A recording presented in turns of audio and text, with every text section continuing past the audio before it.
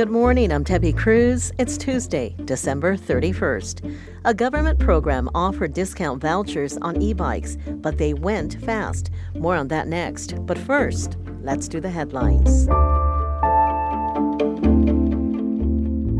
A conservative group sent letters to roughly 250 elected officials in so-called sanctuary jurisdictions right before the holidays.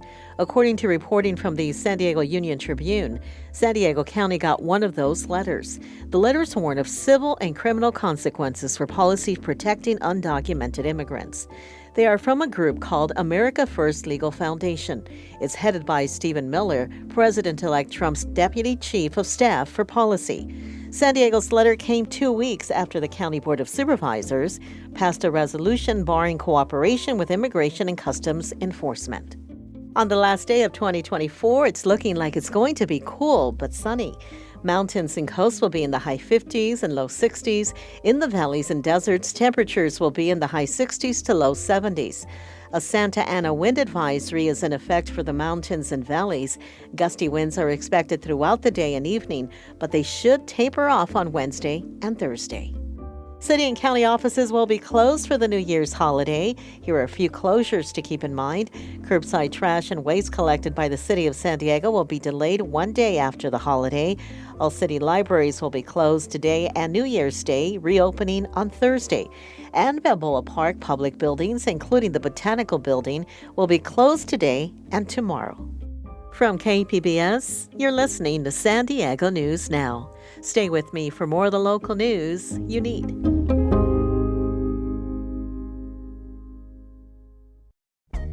Now on the finest podcast, the NPR Tiny Desk Contest.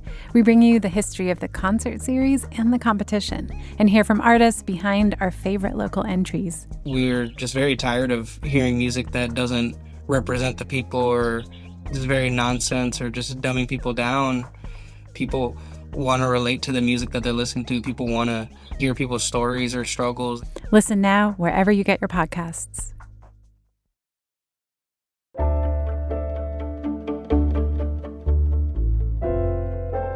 Earlier this month, California launched a program offering vouchers for electric bikes. Metro reporter Andrew Bowen says the vouchers were exhausted in a matter of minutes. The program run by the state's Air Resources Board offers up to $2,000 off the cost of an electric bike. The goal is to help California reduce car travel and greenhouse gas emissions. But the initial batch of 1,500 vouchers was dwarfed by an avalanche of applicants. On a cycling forum on Reddit, users complained about not being able to join the queue or finish the lengthy application, explained in this video. You will also need to provide a list of household members, including spouses, registered domestic partners, and any dependents or guardians, as well as income documentation to verify total household income. The Air Resources Board told KPBS more e-bike vouchers will be available, though it declined to say when. Andrew Bowen, KPBS News. Drivers may want to check their car insurance coverage because minimum coverage limits are increasing. Reporter Tanya Thorne says the new requirements take effect January 1st.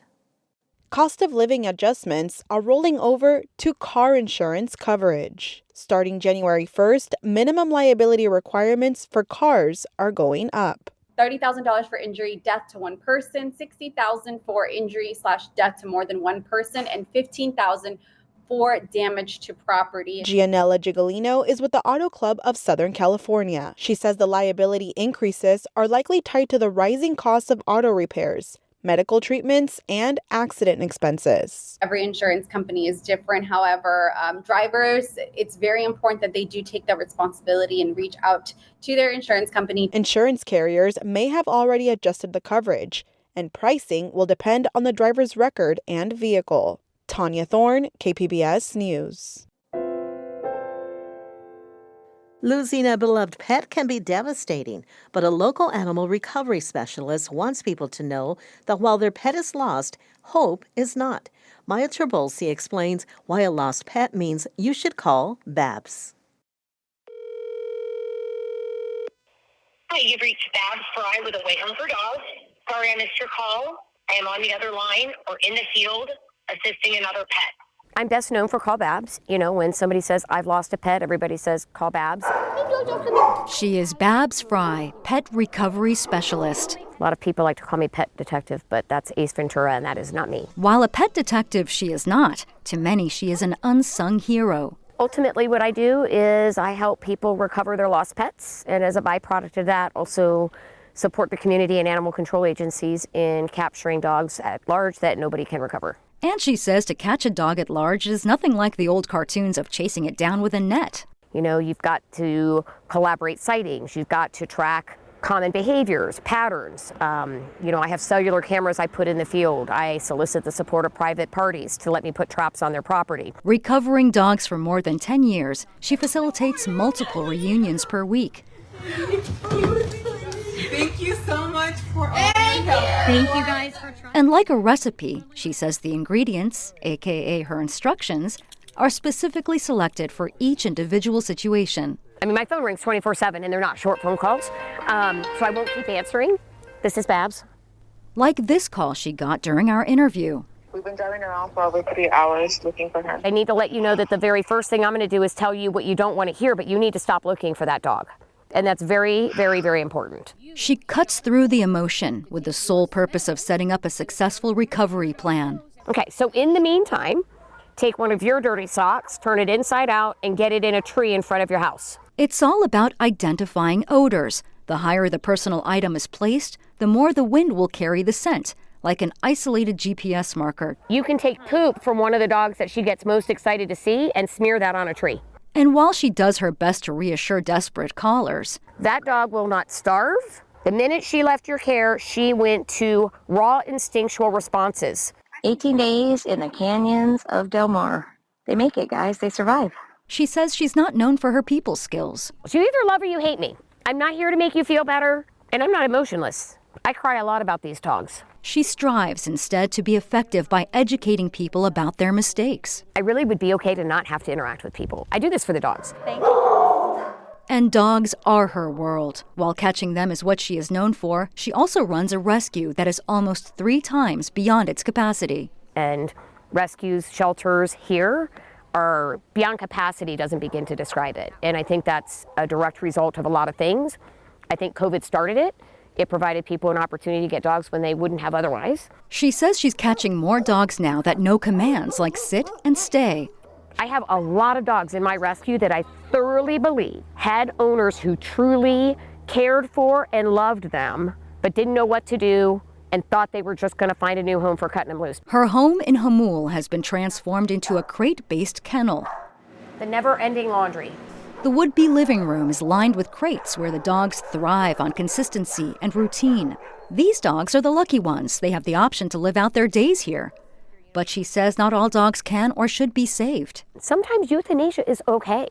I'll be straight up. She says euthanasia is a topic that needs to be revisited, not for space-saving reasons, but as a humane alternative for unmanageable situations. You know, in the trapping world, with me and strays, do you know how many times I've had to drink my own poison as I say it? But sometimes dying humane euthanasia is a better alternative than getting hit by a car and sitting on the side of the road, suffering of a broken back in a bush until you die. While her first priority is the dogs in her care, catching dogs will always be her gift. Her kennel is funded through donations, and she provides her dog recovery service completely free of charge. Still, she wishes those that use her experience would donate more often than they do. Of the 6 dogs in the last 2 weeks that I have been directly involved in helping reunite, 1 has made a donation. At least, she says, a donation toward the rotisserie chicken she uses in her traps and the cost of gas would make a difference, as she offers her priceless expertise in what she calls a dance. And I'm the dance instructor. And until the dog starts dancing, we don't know which way we're going. And there are a lot of dogs out there that are going to go from the waltz to the tango. Whichever dance the dog chooses, Babs never promises it will be caught. But by managing people to not get in their own way, she can set her sights and traps on the hope of a successful outcome. You don't quit, you don't give up. Trust the process. Maya Trabulsi, KPBS News.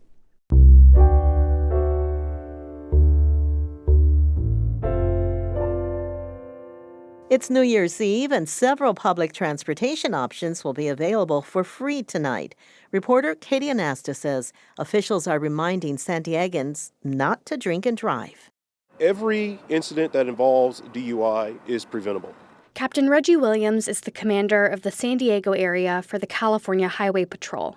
He says the CHP will begin what's called a maximum enforcement period at 6. That basically includes additional officers out on patrol, and we're doing the normal stuff, enforcing all traffic laws with the emphasis on speeding, distracted driving, not wearing your seatbelt, things of that nature, as well as we will be aggressively seeking out and removing impaired drivers from the roadway. To help people get home safely, the San Diego Metropolitan Transit System and the North County Transit District are offering free bus and trolley rides starting at 6.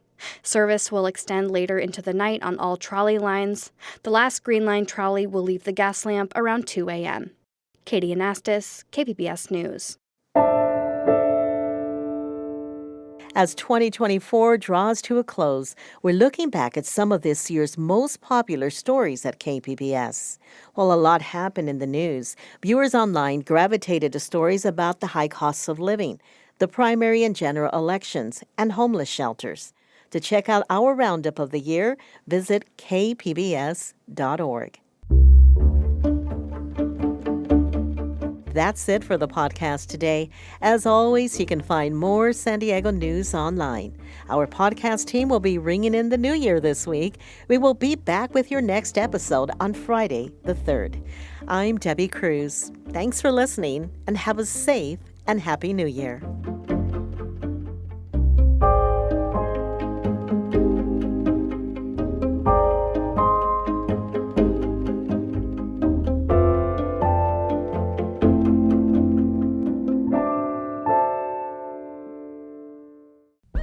Now on the Finest podcast, the NPR Tiny Desk Contest, we highlight our favorite local entries and hear from the artists who made them. We're just very tired of hearing music that doesn't represent the people or is very nonsense or just dumbing people down. Listen now wherever you get your podcasts.